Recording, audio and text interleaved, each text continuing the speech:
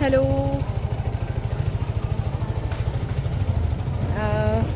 এখন বাজে প্রায় 1টা নাগাদ। আমার প্রোগ্রাম সবেমাত্র শেষ হলো।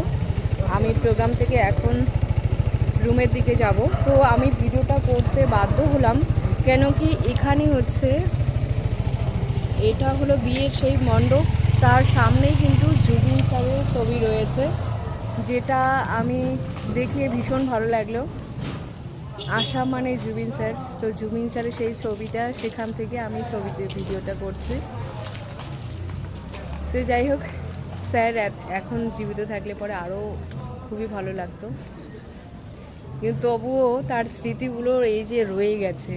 আজকে একটা বিয়ে বাড়িতে, সেখানেও কিন্তু জুবিন স্যারের ছবি রয়েছে। তো এই ব্যাপারটা আমার দারুণ লাগলো।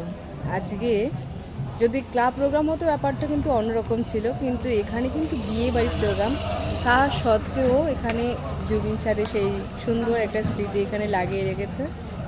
এটা আমার ভীষণ দারুণ একটা ব্যাপার লাগলো, যে সবার মাঝে উনি জীবিত না থাকা সত্ত্বেও কিন্তু সবার মাঝে এখনও রয়েছে। যাই হোক, আমার যারা শুভাকাঙ্ক্ষী আছেন সবাইকে আমি শুভরাত্রি। আজ সেখান থেকে আগামীকাল আমার বিহারে একটা শো রয়েছে, সেখানে যাব। তো ভিডিওটা আমি করতে বাধ্য